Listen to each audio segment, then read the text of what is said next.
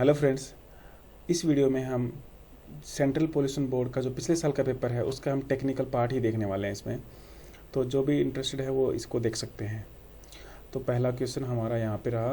तो पहले आप खुद ट्राई करिए इस क्वेश्चन को सोल्व करने की। अगर नहीं आता तो फिर आप सॉल्यूशन देखिए इस चीज़ का। तो मैं तो इसका सीधा सॉल्यूशन ही करूँगा। तो चलिए शुरू करते हैं। कोई भी एक इंडक्टिव सर्किट है, उसका जब इंडक्टेंस बढ़ाया जाता है या इंडक्टिव रिएक्टेंस बढ़ाया जाता है तो सर्किट का करंट डिक्रीज होता है। ऑब्वियस सी बात है कि कोई भी अगर हमारा आरएल सर्किट हो, क्योंकि इंडक्टिव सर्किट है, यहाँ पे कैपेसिटिव वगैरह नहीं है, तो सिर्फ एक आरएल होगा और एक इंडक्टेंस होगा। सॉरी, आरएल नहीं, यहाँ पे एक इंडक्टर होगा और एक रेजिस्टर होगा। तो जब भी अगर हम इंडक्टेंस बढ़ाएंगे तो ओवरऑल जो हमारा इम्पिडेंस है वो बढ़ेगा और उसकी वजह से क्या होगा, करंट डिक्रीज होगा। तो अब ये पूछ रहा है कि अगर हम इसको इंक्रीज करेंगे तो सर्किट के पावर फैक्टर पे क्या इफेक्ट पड़ेगा। तो पहले पावर फैक्टर देखते हैं। सो पावर फैक्टर होता क्या है, it is a ratio of actual power to the apparent power, जो टोटल पावर होती है उसके बीच का रेशियो। सो और इसके और काफ़ी सारे फॉर्मूले होते हैं, जैसे कि यहाँ पे देखिए, it is the angle between, it is A cosine of angle between voltage and current. और यहाँ पे देखिए कोस थीटा जो है, यहाँ पे हमारा पावर फैक्टर। तो यहाँ पे डिफरेंट डिफरेंट फॉर्मूला हैं। तो यहाँ पे हम इस फॉर्मूले को देखने वाले हैं, R/Z। तो अगर हम इंडक्टेंस को बढ़ाएंगे, रिएक्टेंस बढ़ेगा तो हमारा ओवरऑल इम्पिडेंस बढ़ेगा। तो उसकी वजह से क्या होगा, हमारा जो पावर फैक्टर है वो घटेगा। सो इसका जो आंसर होगा वो डिक्रीज। तो चलिए अब सेकंड क्वेश्चन पे चलते हैं। तो सेकंड क्वेश्चन भी पावर फैक्टर पे ही है। तो इसमें क्या बोल रहा है कि जो करंट और वोल्टेज है उनके बीच में 90 डिग्री आउट ऑफ फेज है। जैसा कि मैंने कहा, इसके डिफरेंट डिफरेंट फॉर्मूलाज हैं। तो पावर क्या होगी, तो पावर का जो फॉर्मूला हमारा यहाँ पे देखिए, VI cos थीटा। सो थीटा की वैल्यू क्या है यहाँ पे, 90 degree. So the answer will be 0। Next question, in order to get maximum power transfer from a capacitive load must. So अगर हमारा जो सिंपल रेजिस्टिव अगर हमारे लोड होते हैं तो उसमें क्या होता कि जो हमारा जो सोर्स का इंटरनल रेजिस्टेंस है वही लोड का रेजिस्टेंस है, तो हमारी मैक्सिमम पावर ट्रांसफ़र होती है। लेकिन इस केस में क्या होता है, जो complex conjugate of source impedance होना चाहिए। जो हमारा लोड का जो इम्पिडेंस है वो complex conjugate of source impedance. So इसका आंसर है A। सो नेक्स्ट क्वेश्चन में ये काफ़ी सब ने सोल्व किया होगा, ये काफ़ी ईजी क्वेश्चन है ये भी। The find the Thevenin equivalent circuit across A and B in the figure shown below. तो यहाँ पे हम A और B के अक्रॉस हम थेवेनिन वोल्टेज और रेजिस्टेंस निकालते हैं। तो इसके लिए हम क्या करते हैं, इसको पहले शॉर्ट करते हैं। यहाँ पे देखिए मैंने शॉर्ट कर दिया, और जो भी हमारा जो कोई भी वोल्टेज सोर्स को हम करते हैं शॉर्ट सर्किट, और जो करंट सोर्स है उसको ओपन करते हैं।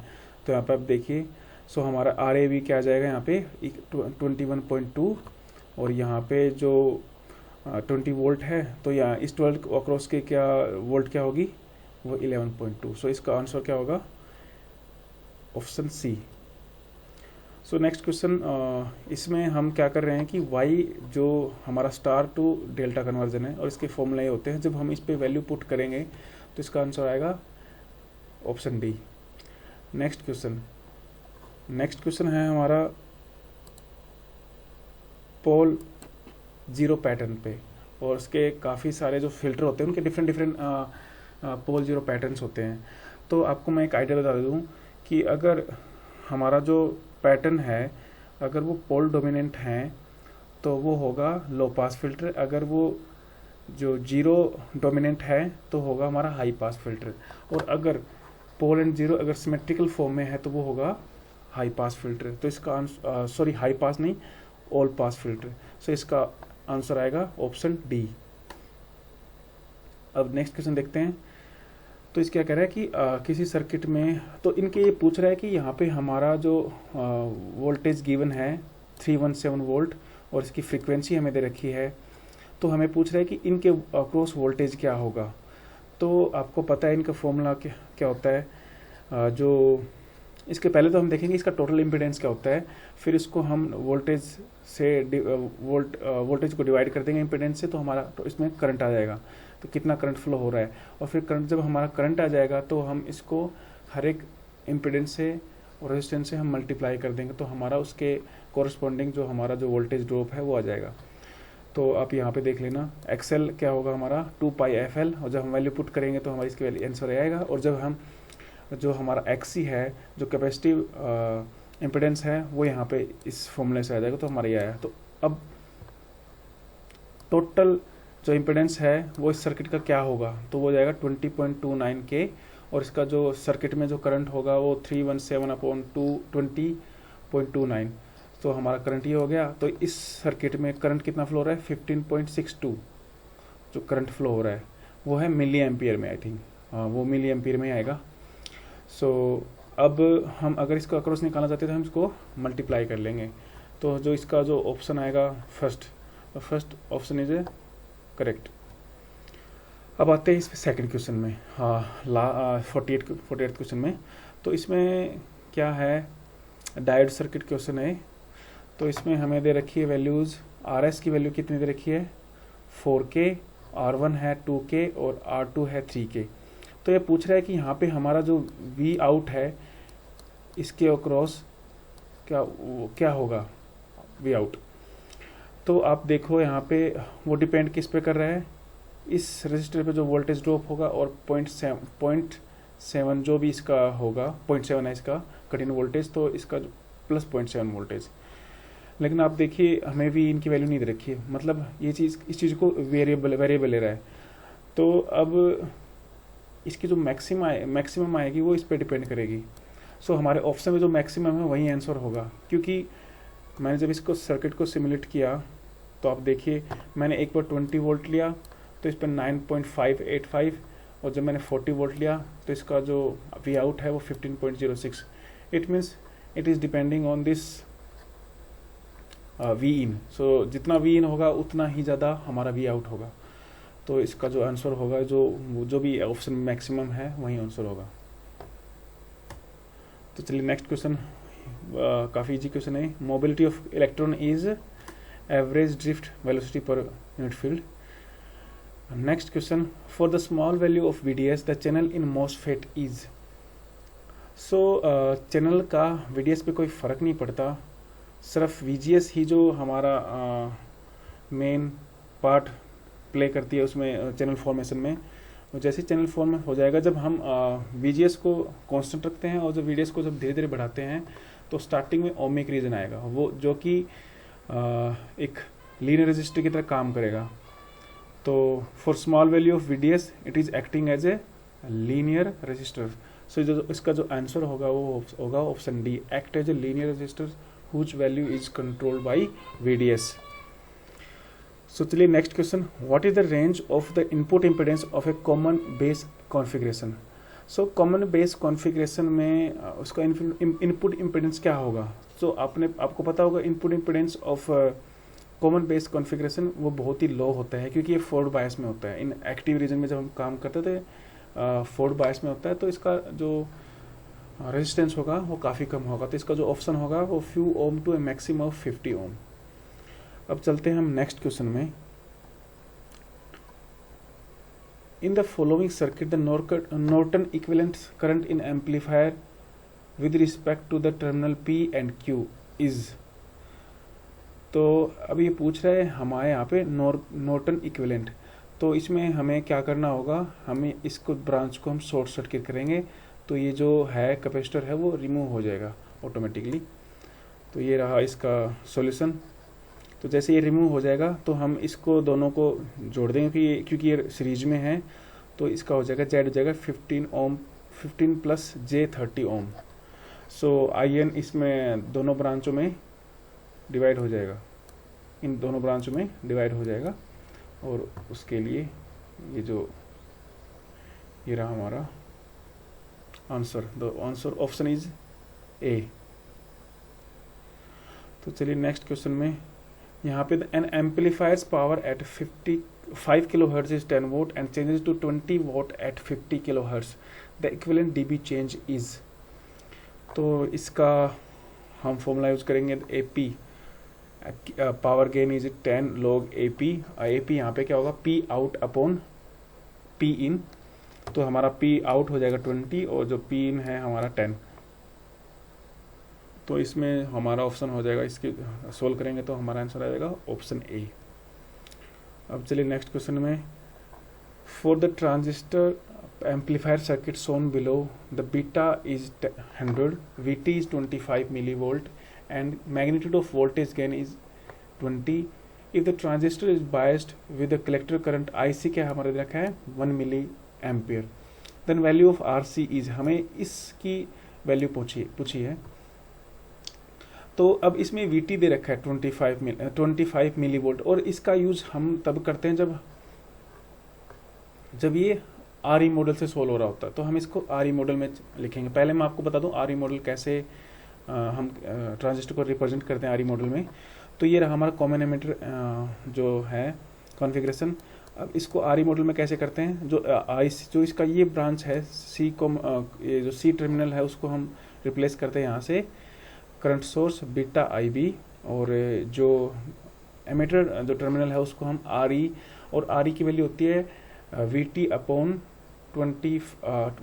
आई ई, तो इसकी जो वैल्यू हो जाएगी आर ई हम फाइंड कर लेंगे। तो इसको और अच्छे से अगर हम रिप्रेजेंट करें तो जो इसके अक्रॉस वोल्टेज ड्रॉप क्या होगा, इस ब्रांच में करंट कितना फ्लो हो रहा है आई ई, लेकिन हम यहाँ पे आई ई और आई सी को अप्रोक्स सेम मान के चलते हैं।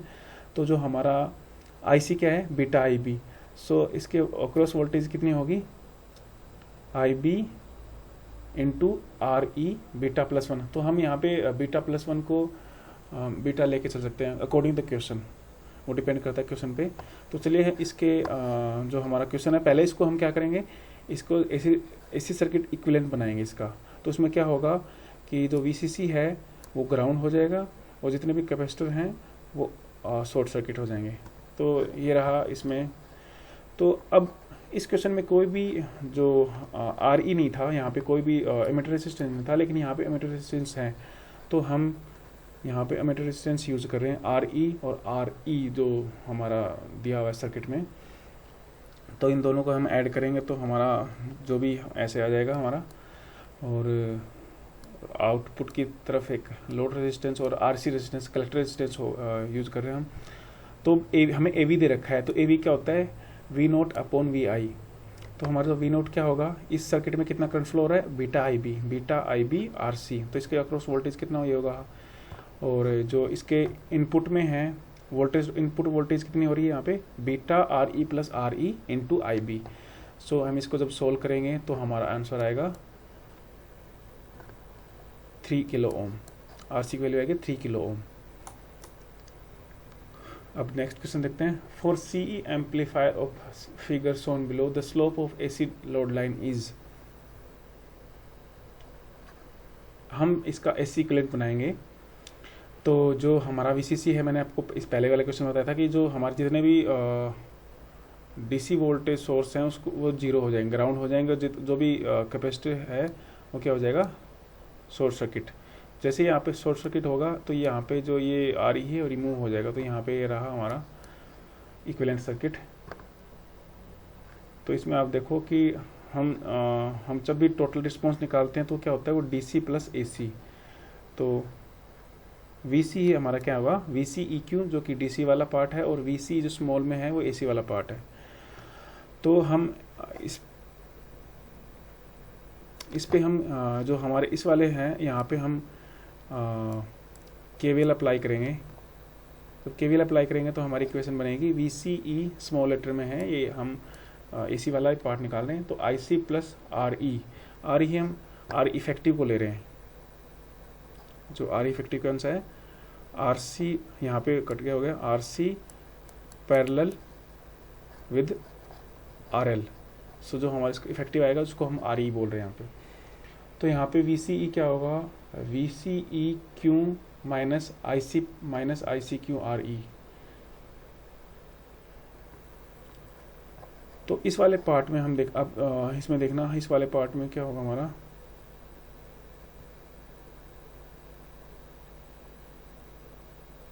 हाँ सो सही है ये। तो V C Q minus I C Q R ई।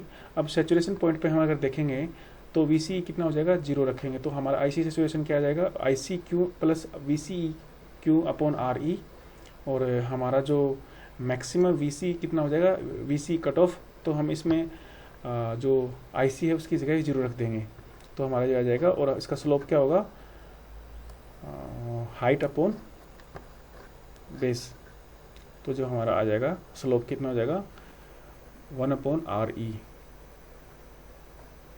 सो इसका आंसर होगा ऑप्शन ए।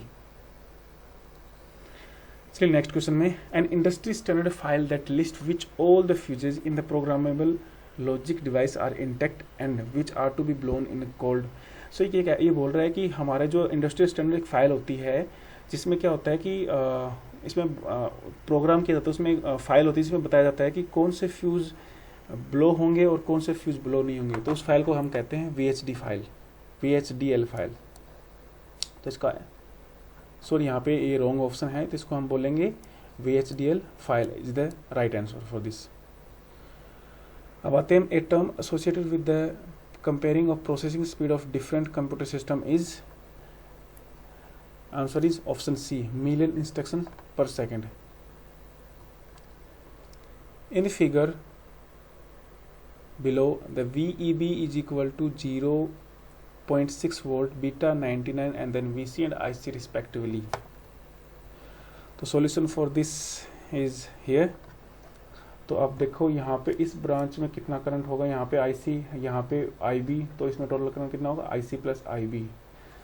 जब हम इस पे हम KVL अप्लाई करेंगे इस वाले पार्ट में तो हमारी जो इक्वेशन बन के आएगी और यहाँ पे हमें मिलेगा IB। तो IB की वैल्यू क्या होगी 0.02 मिली एम्पियर, और उससे हम फिर बीटा को मल्टीप्लाई करके हम IC निकालेंगे 1.98 MA। सो यहाँ पे हमारे IC आ जाएगी, लेकिन हमें अब हमें पूछ रहा है कि मिली जो यहाँ पे आउटपुट में VC यहाँ पे पूछ रहा है हमें कितना आएगा VCE। तो इसको निकालने के लिए हमें पता करना पड़ेगा कि इसमें ड्रॉप कितना हो रहा है। तो ड्रॉप के लिए हम पहले निकालेंगे IC plus IB। IC plus IB क्या हो जाएगा हमारा 2 मिली एम्पियर। तो हमारा VCE हो जाएगा, VCE और VC इक्वल होगा क्योंकि यहाँ पे ग्राउंड है नीचे। तो VCE is equal to 20 minus इसको जो मल्टीप्लाई हो जाएगा तो इसका आंसर आएगा VC अप्रोक्स 9.2 समथिंग आ रहा है, तो इसमें अप्रोक्स आंसर आ जाएगा option A is the right answer for this question. अब आते हैं हम नेक्स्ट क्वेश्चन पे, how many storage location are available when a memory device has 12 address line. तो इसका सिंपल सा आंसर होगा 2 की power n। Write the Boolean expression in SOP form for a logical circuit which produces an output 1 when x is equal to 0, y is equal to 0 and z is equal to 0 and x is equal to 0, y is equal to 1 and z is equal to 0. For these two it is giving output of 1 and except that it is giving output 0. So इसके लिए हम क्या करेंगे, ये तो काफ़ी simple question है। तो x is equal to 0 है तो हम x डैश ले लेंगे इसको, और तो हमारे पहले वाले के लिए हमें ये वाला हो जाएगा x डैश y डैश और z प्लस, और ये हो तो हमारा 1 हो, तो इसका आंसर क्या हो जाएगा option C. The minimum time for which the input circuit has to be maintained at the input of flip flop is called setup time। और अगर ये आउटपुट पे मिनिमम टाइम मेंटेन करना हो तो इसको कहते हैं होल्ड टाइम, और सेटअप टाइम हमेशा होल्ड टाइम से बड़ा होता है। डी बाउंसिंग सर्किट इज, सो पहले हम देखते हैं बाउंसिंग होती क्या है। तो जब हम बॉल को ऊपर से उछालते हैं तो before the ball rest at ground it bounce, ऊपर नीचे होती है। तो वैसे ही सर्किट में होता है कि जब भी हम स्विच क्लोज करते हैं ओपन करते हैं तो वो पहले एक फाइनल स्टेज पे पहुंचने से पहले ये बाउंस करती है ऊपर नीचे। तो ये प्रॉब्लम क्रिएट करती है, और स्पेशली जो हमारे डिजिटल डिवाइसेस हैं वहाँ पे, लॉजिकल डिवाइस हैं वहाँ पे ज़्यादा प्रॉब्लम क्रिएट करती है। तो उस प्रॉब्लम को रिमूव करने के लिए हम लैच का यूज करते हैं, क्योंकि जैसे ही एक बार ऊपर हो जाएगी वो उस चीज़ को लैच कर देगा, वहीं पे ही लैच कर देगा, और इसका आउटपुट एक कांस्टेंट दे जाएगा 0 से 1 डायरेक्ट। तो हमारा जो हम डीबाउंसिंग सर्किट को हम लैच को यूज करते हैं एज ए डीबाउंसिंग सर्किट। तो अब नेक्स्ट क्वेश्चन में चलते हैं, which of the following is used as a data selector. तो वो होगा मल्टीप्लेक्सर, और इसको हम मैनी टू वन भी बोलते हैं। क्योंकि यहाँ पे काफ़ी सारे इनपुट होते हैं और उनमें से एक चीज़ सिलेक्ट होती है, तो होगा डेटा सिलेक्टर क्या होगा, multiplexer is the right answer. अब नेक्स्ट क्वेश्चन में चलते हैं। A Johnson counter stores this and the count value in the next clock pulse will be. पहले हम जॉनसन काउंटर का सर्किट देख लेते हैं, मतलब कैसा वो उसका ब्लॉक डायग्राम होगा, कैसा बनेगा। तो उसका ये रहा एक 4 बिट के लिए, ना कि 10 बिट के लिए है, 8 बिट के लिए है, क्योंकि हमारे क्वेश्चन में 8 बिट के लिए दी हुई है, लेकिन हम पहले 4 बिट के लिए देखते हैं। तो आप देखो इसमें जो लास्ट वाला है वो उसका जो क्यू डैश है वो वाला हमारा फीडबैक हो रहा है पहले वाले फ्लिप फ्लॉप के लिए। तो यहाँ पे हम देखते हैं अगर ये 10 अगर ये 8 हैं तो आप सोच के देखिए, अगर ये क्यू अगर 0 है तो इसका जो लास्ट वाला क्यू डैश कितना होगा 1। तो जैसे ही अगली क्लॉक पल्स आएगी तो ये 1 हमारा इसमें फीड होगा और जो यहाँ पे पहले से 1 स्टोर है वो आगे वाले में चला जाएगा। तो इसका जो आंसर होगा कितना होगा, ऐसे करके तो हमारा जाएगा ये 1 बन जाएगा, ये 1 बन जाएगा और फिर 0 0 0। तो इसका जो राइट आंसर है ऑप्शन बी। अब आते हैं नेक्स्ट क्वेश्चन पे। The drawback with the DAQS architecture R2R is. So digital to analog circuit है, उसमें कन्वर्जन है, उसमें प्रॉब्लम क्या आती है, सबसे बड़ी ड्रॉबैक क्या होती है। सो इसमें ड्रॉबैक ये होती है क्योंकि इसमें R2R काफ़ी सारे रजिस्टर इश्यूज होते हैं, तो हमें ये बिल्कुल इनकी प्रॉपर्टी बिल्कुल सेम होनी चाहिए। अगर डिफरेंट होगी तो ये इस पर प्रॉब्लम क्रिएट्स होंगी। तो सबसे बड़ी प्रॉब्लम है कि इन रजिस्टर की मैचिंग होनी चाहिए और वो हो नहीं पाती, क्योंकि कई बार अलग अलग जगह पे अगर सेम मैन्युफैक्चरिंग साइट पे बनते हैं तो भी उसमें कुछ ना कुछ डिफरेंस होता है। तो एक प्रॉब्लम होती है कि रजिस्टर मैचिंग वाली इसमें एक बड़ी प्रॉब्लम होती है। तो हो गया option C. So next question में चलते हैं। एन 8-bit डिजिटल डाटा तो fed to the ADC analog to digital, the reference voltage is 10 + 10 volt, the analog output voltage will be. So पहले हम इसका देखेंगे डेसिमल इक्विवेलेंट, वो उसका होगा 172 और एनालॉग आउटपुट का एक फॉर्मूला था resolution into decimal equivalent. Resolution क्या होता है, जो रेफरेंस वोल्टेज अपॉन 2 की पावर n यहाँ पे क्या होगा, जितना बिट का जो हमारा डेटा होगा वो, तो यहाँ पे 2 की पावर 8 और इसका आंसर हो जाएगा 6.71। तो यहाँ पे ऑप्शन में सिर्फ यही ऑप्शन है, तो ये एक राइट आंसर है इसका ऑप्शन बी। अब ये आता है हमारा कम्युनिकेशन वाला पार्ट। इसमें क्वेश्चन आ गया कम्युनिकेशन का। The minimum step size required for a delta modulator operating at 16K sample per second to track the signals. जो हमारा सिग्नल्स है यहाँ पे XT दिस वो हमें देखा जाए तो ये जो रैंप सिग्नल है, by avoiding slope overload distortion would be. तो जो हमारा स्लोप ओवरलोड डिस्टॉर्शन है उसको अवॉइड करने के लिए हमारा जो मिनिमम स्टेप साइज है वो कितना होना चाहिए। तो इसका एक फॉर्मूला होता है, ये स्टेप साइज अपॉन जो sample period should be greater than the differentiation of signal.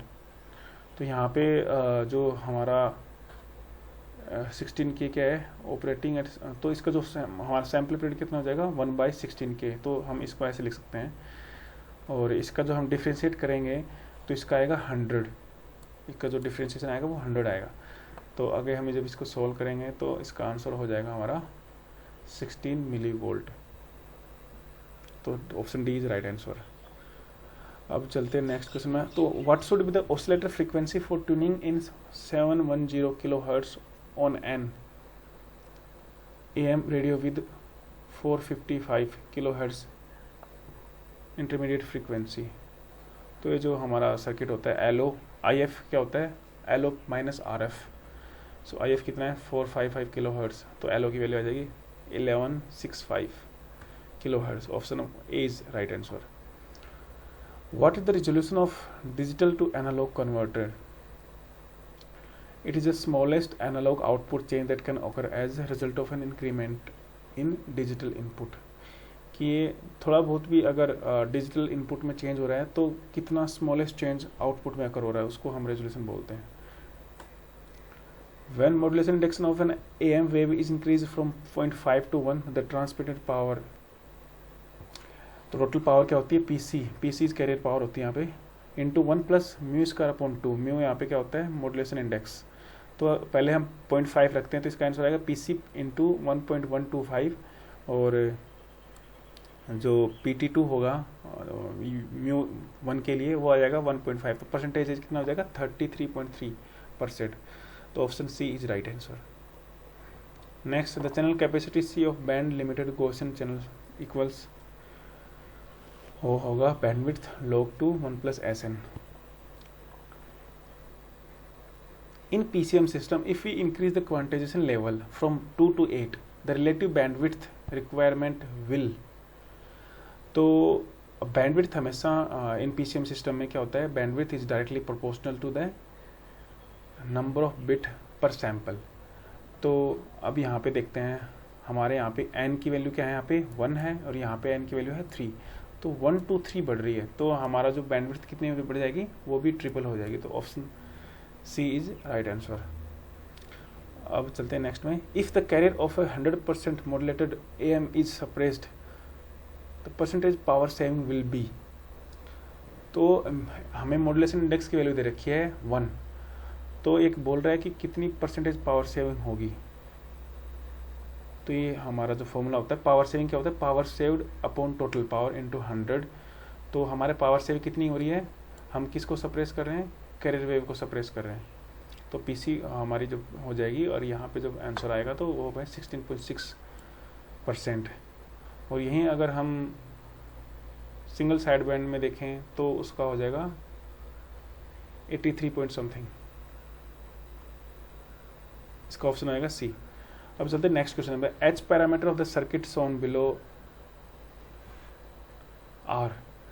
तो पहले हम इस क्वेश्चन को सबसे सिंपल कौन सा क्वेश्चन, वाई इम्पिडेंस निकालना अच्छा रहेगा या फिर वाई पैरामीटर निकालना सही रहेगा या फिर जेड पैरामीटर। तो मुझे इस क्वेश्चन को, इस सर्किट को देख के लगता है कि हमें जेड पैरामीटर निकाल लेना चाहिए, और फिर हम उसी क्वेश्चन को रीअरेंज करके हम एच पैरामीटर निकाल सकते हैं। तो मैंने इसको ऐसे ही सोल्व किया है।